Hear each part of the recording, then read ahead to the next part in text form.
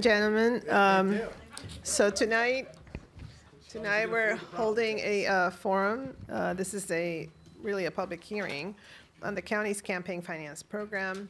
As we all know, in 2014, the council enacted Bill 16-14, establishing a voluntary public campaign financing system for candidates for county council and county executive. Beginning with the 2018 election, a candidate for council or executive could seek matching funds for small dollar contributions of $150 or less from a public election fund. During the program's inaugural election cycle, 68 candidates ran for either county executive or county council. Of the 38 candidates that filed an intent to use public campaign financing for one of these offices, 23 candidates ultimately obtained public financing. 2/3 of council members that won an elected office in 2018 chose public campaign financing, as did the county executive. The county ultimately spent approximately $5.2 million during the 2018 elections on public financing, and $4.1 million specifically during the primary election and $1.1 million during the general election. The council recognizes that although the program was successful in 2018, there definitely is room for improvement, and this particular hearing is held to hear from those concerned residents about this public campaign finance process, and the Government Operations and Fiscal Policy Committee will take into consideration the feedback. We will continue to solicit feedback from the community, and with the goal that in summer and then fall, we will work on what particular tweaks are necessary for the legislation to make this an even better program.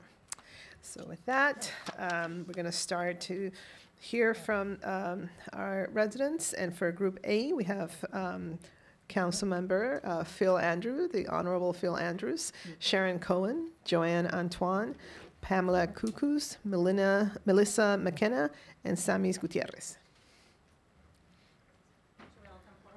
Correct. Yeah, just come forward, and then there will be a button at the base of the microphone, so when it's your turn, you can press that button to activate your microphone, and then when you're finished, press that button again to deactivate the microphone, and there will be a yellow light that comes on when you have 30 seconds left in your testimony, and then a red light to indicate that your time is up. All right, so Councilmember Andrews. Thank you. I'm Phil Andrews. It's nice to see everybody, and thanks for holding the forum. I'm looking forward to hearing from the other speakers as well.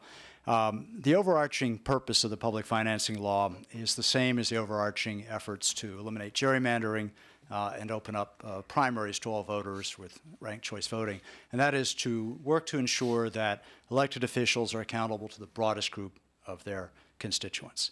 That's the overarching goal of all three. And Montgomery County's public financing system, as you know, sought to do that through very strong incentives for seeking out small donors from small donations from county residents, and providing strong incentives for those residents to contribute to those candidates, to tie them together.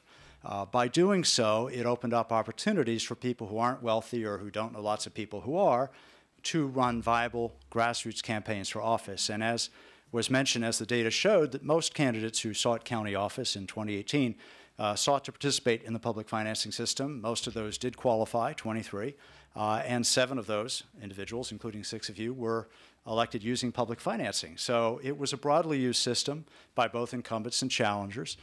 It was used by both Democrats and Republicans, and it got a good test in 2018 with a number of people running.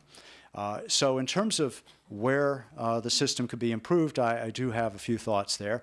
I think, one, that the filing date for qualifying for public financing as an independent candidate should be pushed back. There's no reason that it should be in the spring, when candidates who are running in primaries, contested primaries, need to qualify. So I would move that date back for independent candidates to early September. Second, I would consider doing the same for candidates who are running unopposed in party primaries. Move that filing date back, maybe not quite as far, but I'd move it further from where it is. And third, I think it is important to give candidates a chance to get a read from the State Board of Elections on whether they are doing the process correctly. And one way to do that might be to have an earlier deadline, a preliminary filing deadline, for candidates to submit their contributions to find out if they are doing it correctly. So they have the chance to correct that before the final deadline, whatever that happens to be. It would need to be a few weeks before, I think, at least to make it administratively reasonable for the State Board of Elections. But I think that would be one way to address that. I think the proof that this system is essentially right in terms of its provisions is that it's essentially been adopted by other jurisdictions now, by Prince George's, by Howard County, by the District of Columbia in very similar form, and it is a reaction in part to our post-Citizens United world. So with that, I thank you for the opportunity, and I look forward to hearing the other speakers. Thank you very much. Sharon Cohen. Good evening. I'm Sharon Cohen, and I'm a lifelong resident of Montgomery County, Maryland. I also served as the vice chairman for the county's Public Election Fund Committee for the last 4 years. And I also am the vice chairman for the County Republican Party, but I speak here today on my own behalf. I do want to express my thanks to our committee chairman, to the other members of the committee, thought I might see them here tonight, and also to the staff, Amanda, as well as to the county executive staff and to the staff of the State Board of Elections. They spent a lot of time with us and answered a tremendous amount of questions over a 4-year period. I also greatly appreciate the opportunity to provide a dissenting view or opinion in each of the committee's reports to the council, and I do hope that that continues in the future. It's important for you all to hear alternative and different views about the program. I know my time is short. My written statement has a list of different recommendations. I'll talk about a few and focus on one. I do believe that any statutory changes to the program really should be done this year, meaning the year most immediately following the election. Thank you for mentioning that, because this last time around there were changes midstream, and I didn't think that that was really fair. Some candidates may have chosen not to run at all or run as a public election fund candidate or not based on the law that they knew, but then it changed midstream. I also think that, and I strongly recommend that there be staffing and funding for the staff to run the program. Likewise, that there be funding and required audits of the program. There is no auditing mechanism ongoing, much less at the end of the program. There's other recommendations in my written report, but I really would like to focus on one, that the contributions that count towards qualifying and matching really should be limited to registered voters rather than undefined residents.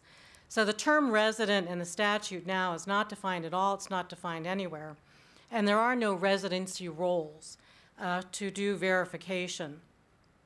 So this does set up the potential for fraud.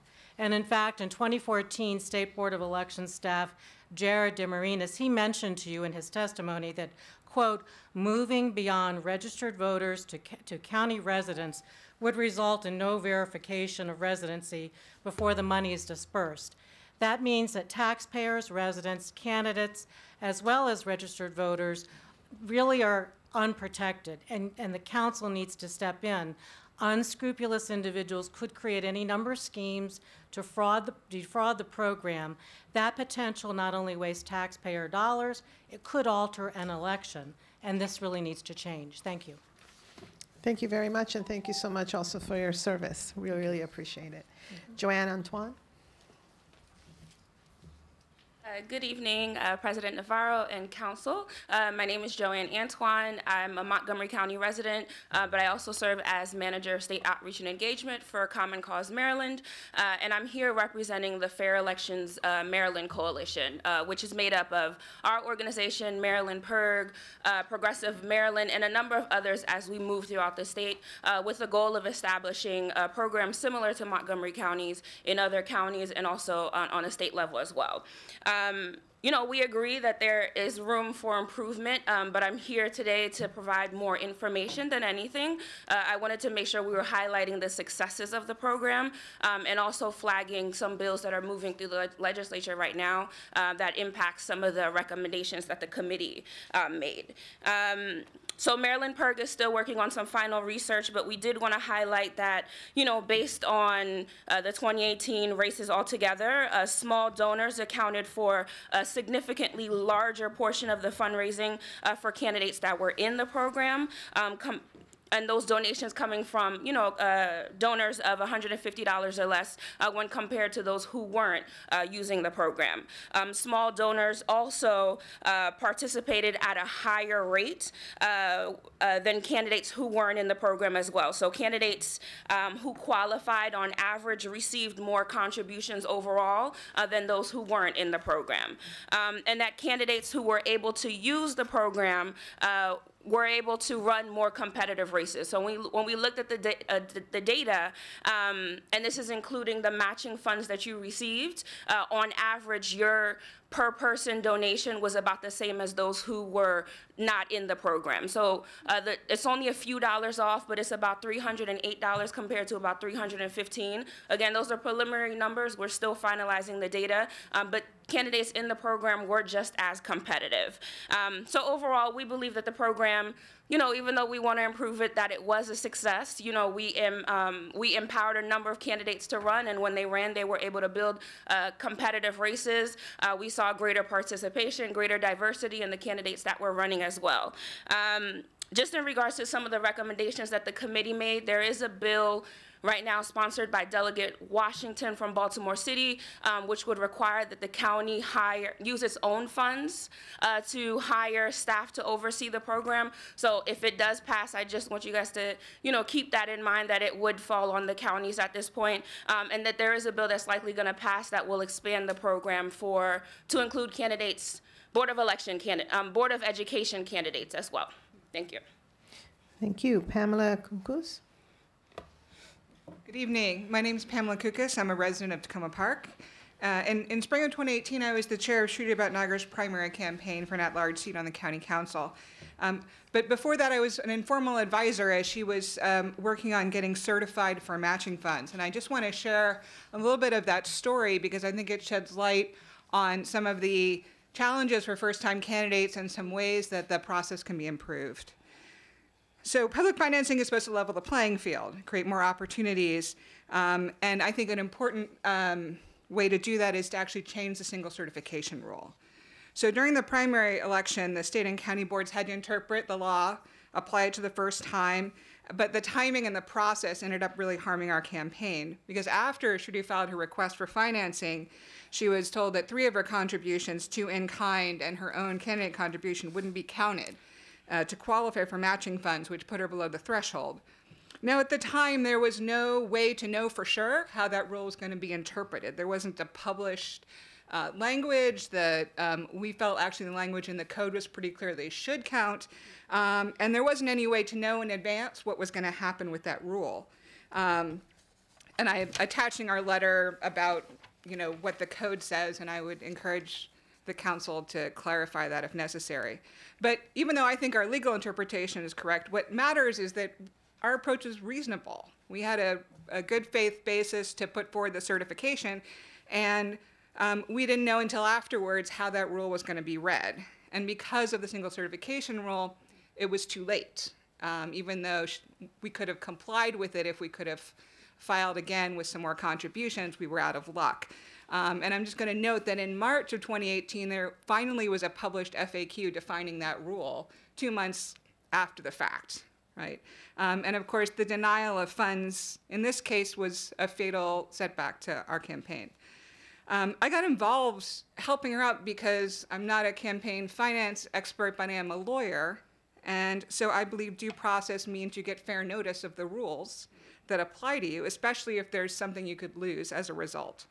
And I also think in a close case where the interpretation could really go either way, you really should make the call in favor of the people that law is supposed to help, not against them.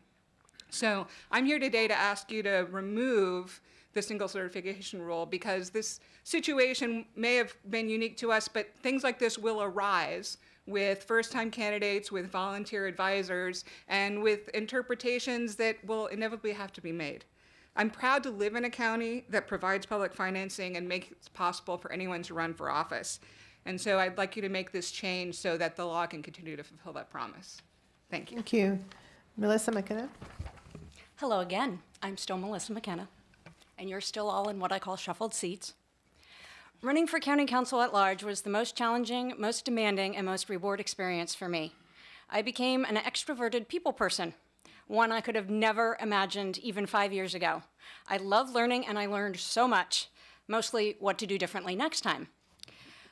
So don't we all? You know, you do it once and then, but there's so many decisions you have to go through. Are you going to run? Then after you decide to run, what are you going to run for? I knew I wanted to run for county council, respecting my council mayor, Sidney Katz, and unwilling to challenge his name recognition and great guyness that he has. I opted to run at large. Well, it's a very big county. Once you get through all of those, then it's traditional funding or public financing. Public financing seemed the trendy thing to do. The opportunity for a match seemed tempting, so I went for it. Unfortunately, the public campaign finance process presented quite a few challenges, some of which I did not expect, and that started in the very beginning. With stricter residency requirements, typical political fundraising platforms like ActBlue or NGP Van couldn't accommodate the additional information necessary for public finance certification. This was not just a fundraising hurdle, but it became an overall database dilemma. Without one central information bucket, many different applications had to be cobbled together. I'll just say Google Plus and the cloud can only get you so far. Then there were the expected things. In-kind donation limits meant well-meaning friends with non-traditional resources, a business of some sort, often could not help my campaign in the way they wanted. Catering and venue rental can be less costly, but $250 wasn't going to happen. Ticket fees were another sticky point. For events to which all candidates are welcome to attend, I feel ticket donations should be an allowable in-kind donation, within reason, of course. I would get offers by someone who had already paid for a ticket that I had to turn them down. Slate committees are specifically not allowed in the public financing system. Neither should informal slates, meaning not a formally campaign committee. Cost sharing is fine, but a slate of publicly funded candidates created a third joint entity complete with its own hashtag and website. I find it hard to believe one website charged 2 different credit cards every month. Then there are the nuts and bolts. Certainly the one slice at the apple when you're presented with a screen that says, don't click this screen if you're not ready, but that's the only way through, and that's a technical glitch, that's a problem. I'm not sure what I envisioned would be the end result of a publicly financed campaign, but I'm pretty sure this wasn't it. It was absolutely overwhelming. Great for the U.S. Postal Service, mailers and print houses, although not necessarily for Montgomery County business because primarily they were not located here because they're not union shops. So the last thing I would say is please allow committee conversion if you don't qualify for publicly financed so you can convert to a traditional funded campaign. Thank you. Thank you so much. Is Sammy Gutierrez here? No? Okay, we do have, before I turn to Councilmember Glass, I just want to ask Ms. Myhill to describe how also people can continue to provide feedback. Sure. We have links to a survey that all candidates that were either participants or non-participants and other policy groups, we sent links to a lot of people, and I'm happy to provide those to others if they want to fill out the survey. They can also email the General Counsel email, and those will be directed to us, and we'll consider all of the feedback we get. Thank you. All right, Group B, Paul, oh, I'm sorry, Councilmember Glass. Thank you, Madam President. Thank you all for your testimonies. I just wanted to take a second and thank former Councilmember Phil Andrews. I remember it was about 5 years ago that this piece of legislation was before the council then, and I know that because I was sitting where you all were sitting testifying in support of it. It was innovative in its time. It, I think, has shown real promise, hopefully progress, and I appreciate your willingness to accept how it needs to be improved. And so thank you for that. Thank you. Very well said. All right, Group B, Paul Geller, Michelle Whitaker, Brandy Brooks, Ruben LeBron, Samuel Statlin, and Shruti Bhatnagar.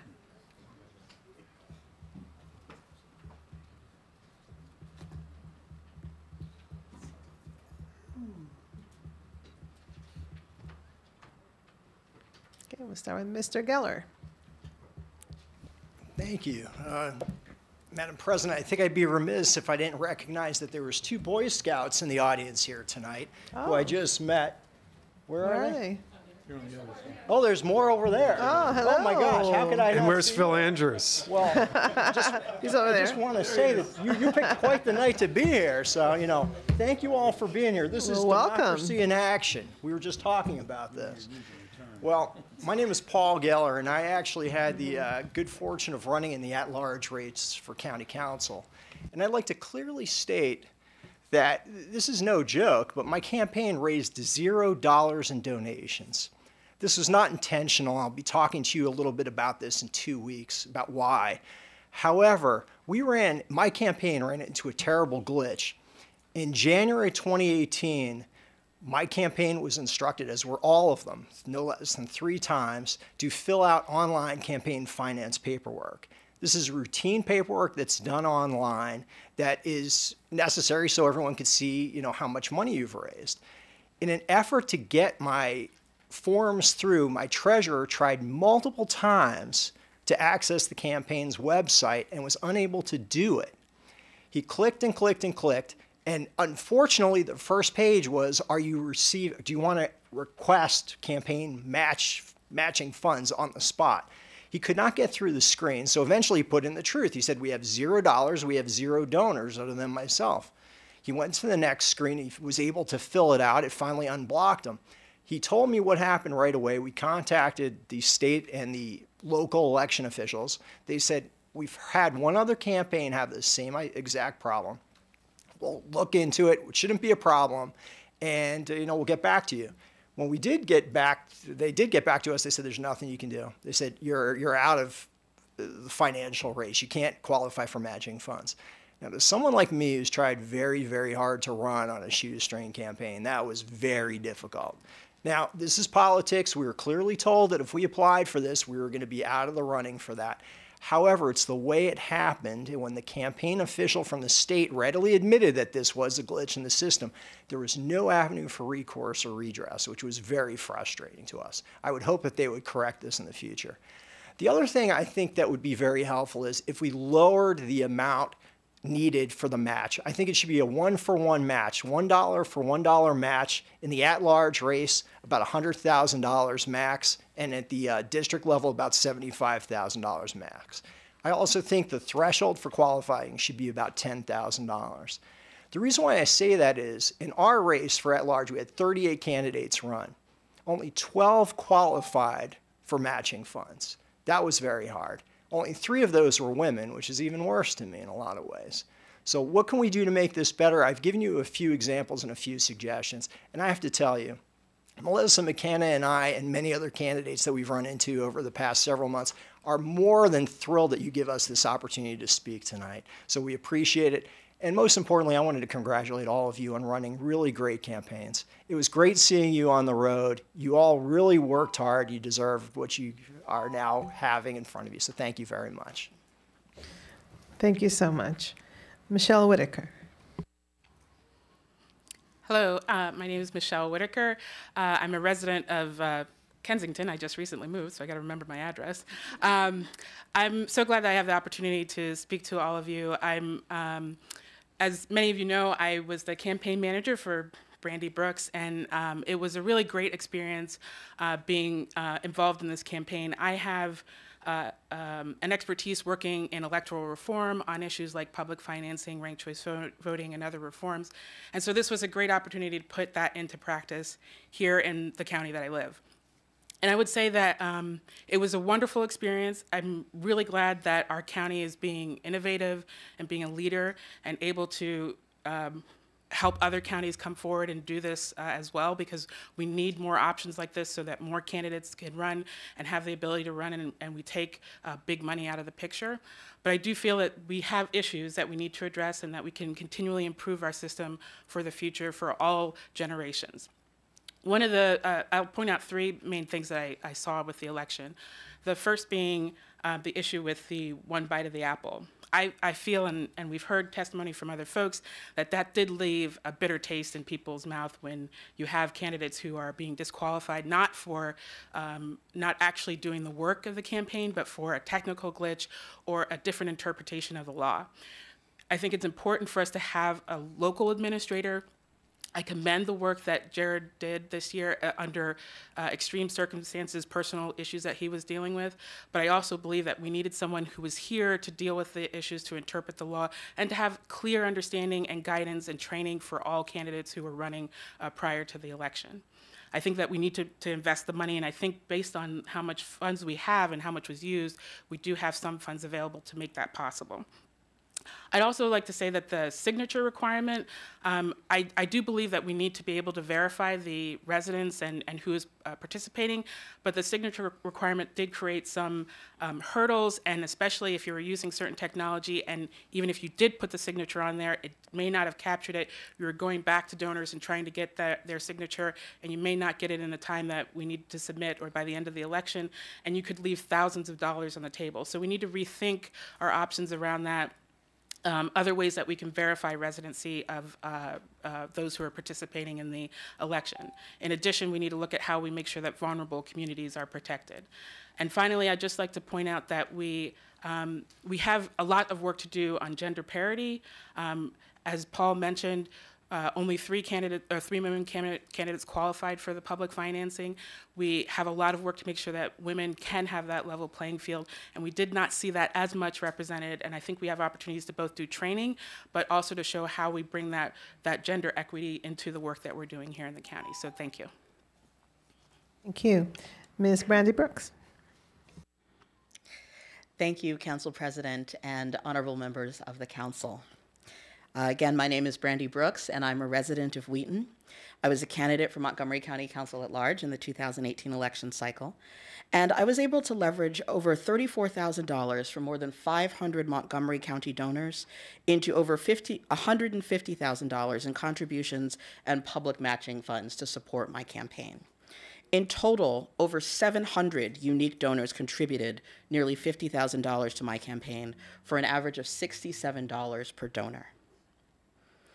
And I wanted to share those numbers because for my family members and friends and neighbors and colleagues in the communities where I live and work, the need to raise $150,000 or more to run in a political race is an enormous and daunting barrier. For most folks, even just trying to put together a few $1,000s to purchase a car or to start a small business is a big lift. And being able to do something like put down the tens of thousands of dollars that one needs for a down payment on a house represents years of sacrifice. So for people like myself who made an average of less than $40,000 across the 2 years, 2017 and 2018 annually, running a race like this would not have been possible without the Public Election Fund.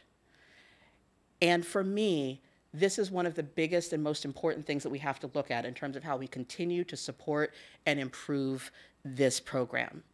Representation matters.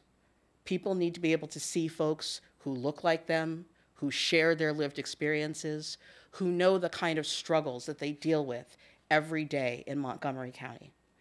And there are hundreds of thousands of our folks in Montgomery County, people of color, people with low incomes, folks coming from immigrant families who aren't seeing themselves represented yet as well as they need to be here in in all of our public agencies and our public boards.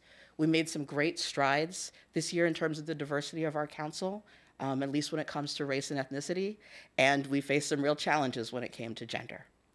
And I think that as we look at the ways that we want to improve this program, we have to be incredibly mindful of the things that create barriers for the very people who we need to see helping to shape public policy. I also want to highlight that we need to be doing more to educate the people of our county about the opportunity this represents for them to participate in and to shape their democracy. This is the other critical aspect of the Public Election Fund, is that it gives people who never thought of themselves as political actors an opportunity to have a significant impact on our public politics. I thank you all for being willing to delve in and look at how we continue to improve this to better represent our county. Thank you. Ruben Lebron. Good evening. My name is Ruben Lebron. I'm a resident of Silver Spring, and I'm also a graduate student at the George Washington University's School of Political Management. I chose to do my capstone project based on Montgomery County's public finance system, and I thought this would be a great opportunity to share my findings with the council. My recommendations will focus on the design of the public policy, especially on expanding its goals, making it adaptable so it can survive in the long run, and increasing public awareness of the program. In my study of the public financing system, we can appreciate how the project fulfilled all the objectives enumerated in law. First, the program increased opportunities for more residents to run for office. This, in turn, increased in candidates led to greater voter participation due to more viewpoints and communities being represented and more resources being dedicated to turnout voters. And finally, candidates were able to spend more time with small donors instead of wealthy ones and special interest. Now on to my recommendations. First, the objectives. However, it is necessary to expand on the objectives of the law. The articulation of the objectives and related values that you want to advance at the beginning of the policy design process creates important guidelines for navigating the questions and challenges that arise. Public financing programs should go further and aim to achieve equity in politics and diverse representation that reflects the citizenship. Other objectives and metrics that should be part of this project are, for example, does the public policy best reflect the preferences of the public, especially those of the working class and people of color, or does it only represent the rich? Are there more young people, people of color, working class people, and women not only running, but donating, voting, and winning? Are we seeing greater participation and donations from all districts in the county, or just some? Incorporating these and other metrics will allow us to objectively measure success of the program after every election. Second, maintaining a viable program. Throughout our country, many public finance systems have become obsolete. Two examples are the public finance systems in Arizona and the US, and for US president. That is why it is also necessary we devise mechanisms that allow the program to be flexible and have the capacity to adapt to changing circumstances in the campaign environment. These changes might include increases in campaign costs beyond inflation, excessive influx of money by special interest, or self-funded candidates. Finally, communicating the program. It is not enough to create and implement a good program. It must be communicated effectively. With an effective communication, government services are more demanded, used, and valued by the community, and consequently, the performance of the municipal government is better considered. Overall, I believe the public finance system did a great job, but I think we must go further and learn from this experience. Thank you. Thank you so much. Samuel Statman. Well, thank you, Madam President, and a good evening to all of you. What I've learned from this is don't go last because all of your thunder gets stolen. So to avoid redundancy, I just want to add a couple of things. I think we need to have a best practices meeting with all of the treasurers of the various campaigns because we need to know, in fact, what tweaks have to be added to the system.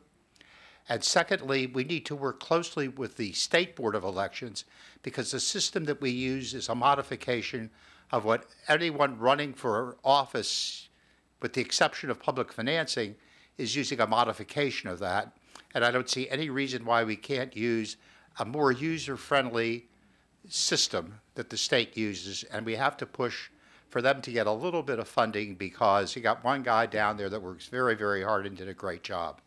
As you know, I've been a resident of Montgomery County since the 70s, working on various campaigns, some of yours.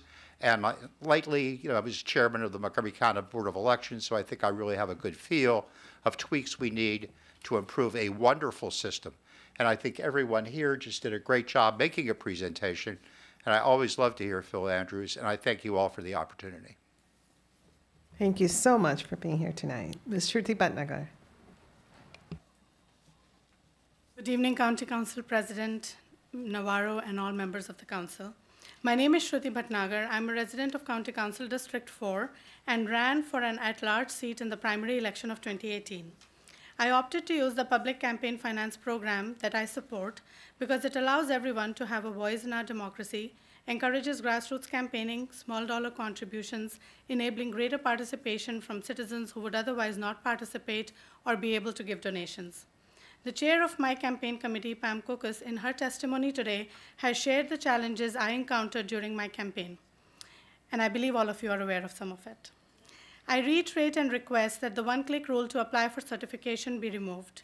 It seems an unnecessary step when candidates have already filed to use public finance. The software should be able to calculate the aggregate total as per the criteria specified in the county finance law and be able to indicate when a candidate has reached the threshold to qualify for matching funds. It is also important that the county allocates enough resources, including manpower, to provide support services and proper implementation of the campaign financing. Time is critical during campaigning. My campaign lost 3 months trying to resolve the issue and get clarity on the interpretation of the law. The unintended consequences of the challenges we dealt with deprived my campaign from receiving matching funds, created an equity issue, and a huge gap in resources that could not be filled. I want to thank County Council President Navarro, elected from my district and serving as the only woman on the County Council, for leading the work in our county on racial equity. I take pride in being a resident of this very diverse county where majority of its residents today are people of color. You've heard some of the comments on how important it is for representation and for diversity and for equity. While we will never know what the outcome of the election might have been had I received the matching funds, the unintended consequence is clear. Money is very important to any campaign and associated with the viability of a candidate. Despite being a qualified candidate who was able to raise the aggregate amount required in qualifying contribution and reach the threshold to qualify for public finance, not receiving the matching funds put me at a great disadvantage, disabled me from running an effective campaign, severely damaged my chances of winning, and possibility of having another woman of color on the county council. I'm very grateful to everyone who supported my campaign, but the lack of funding affected my ability to get my message out to the voters across the county and to hire any staff, which was very damaging. And this is why I'm here today, because I want to make sure that that does not happen again to any other candidate. We must make sure that this situation is taken care of so that we do not disable another candidate, especially running for the first time and new to the process. The issue must be fixed so that everyone has a fair chance, not create barriers, nor prevent anyone from moving forward. Thank you so much for your time and for the due consideration in addressing these issues. Thank you so much, Ms. Bhatnagar. Councilmember Jawando. Thank you, Council President, and thank you all for testifying today, both panels. Shruti, as you know, I felt very badly when that happened to you, and I said so at the time, and I agree, and we put that in our comments, that one bite at the apple rule is not the intent of the law, and you worked very hard, and you ran a great campaign, as did Brandy and everyone that's here, the former candidates, the storied group of 33, 38 that they will write about for a long time, I think. And I also thank the young student. This is really important. In my view, the incentive structure was right. The general premise of the program that us as candidates were incentivized to talk to many more people and get much smaller donations. So I think we're in the right start. We've started off in the right place, and I thank Councilmember Andrews for his vision on this, but we do have a lot of changes to make. So this is great. I encourage you all to please make sure that you give comments if you haven't already, and thank you again for being here tonight. Well, let me just add that I do want to thank Councilmember Phil Andrews for staying true and really forcing us to work on this. I would be remiss if I didn't acknowledge the extraordinary hard work of the GO committee. Councilmember Reamer, you were there, and Councilmember Katz, and it was a heavy lift because this was a groundbreaking program. And I know that my office worked very hard and my staff worked very hard to find ways to improve upon the legislation that was introduced, and part of that was this amendment to include this committee that would be an independent committee to recommend the funding levels, and that was one of the amendments that I introduced precisely because we were crafting something new. And so in that way, I think we're all very proud that we were able to pull this off, and not only that we were able to fund it at the appropriate level, because that was the other biggest hurdle. With all the competing needs that we have in the county, with so much need out there, the fact that this committee and this council made the appropriate levels of funding and appropriated those levels, that was really critical. And so this was really our first run. And many of the things you've shared, I can totally relate. I have never felt so frustrated in my life than when I was trying to figure out how to qualify and how to, work through this particular software, which was at the state level. And with my treasurer and with some of my volunteers, and I had a pretty easy campaign, I would say, compared to many of my colleagues. So I totally relate. It was an amazing experience. I made sure that the contributions I received were from people who had never contributed before. It was kind of an experiment that way, and it was really interesting. But I think that we do have a lot of ways that we can improve it. And we will be digging very deep. Please make sure that people can still send us feedback, et cetera, so that we can take that into consideration. And I also feel strongly that we need to make the changes this year so that it's clear then going forward what it is that people can expect and participate in this program. So again, thank you so much for taking the time. And for those that said, congratulations that you're over here. I don't know that this group feels like really excited right now since I feel like we've been here like all day, right? One of the reasons is because we have. We have. That's right. That's exactly why. Well, thank you so much and have a great evening and safe travels home.